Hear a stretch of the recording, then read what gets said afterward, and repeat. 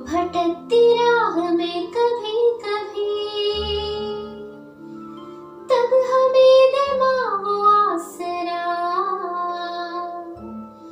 और संभाल तू हमें सदा। हमारे दुखों, कष्टों, बीमारियों, वेदनाओं में जब हम माता मरियम के पास जाते हैं, तब माँ को हमें देने के लिए सिर्फ एक ही उत्तर है, वह है ईसा मसीह। हमारे व्यक्तिगत उन्नति के लिए माता मरियम आज हमसे दो चीजों पर ध्यान रखने के लिए कहती है। पहला, व्यक्तिगत विकास और दूसरा आध्यात्मिक विकास। यह युग है प्रश्नों का, बदलाव का और निर्णयों का। यीशु क्रूस पर मृत्यु से पहले योहन को, जो 12 शिष्यों में से सबसे छोटा था, उनसे कहते हैं, यह तुम्हारी माँ है।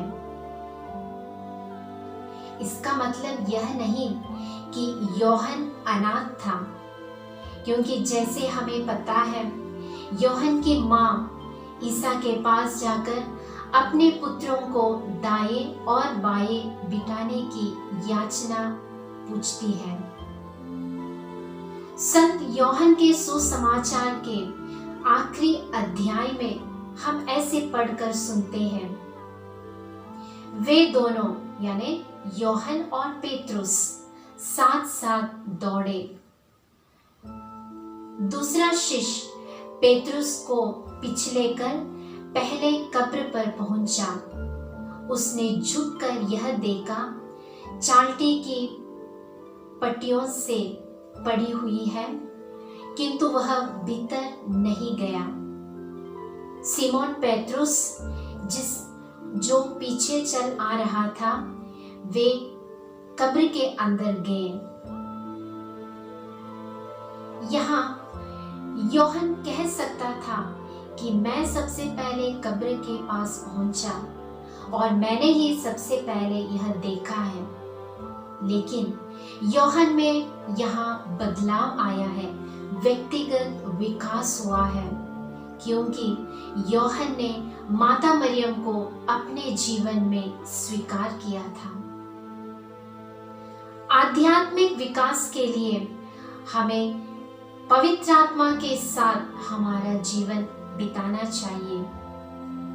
ईसा मसीह के पुनरुत्थान के बाद माता मरियम सभी भयभीत शिष्यों को इकट्ठा कर पवित्र आत्मा से भरने के लिए प्रार्थना किया।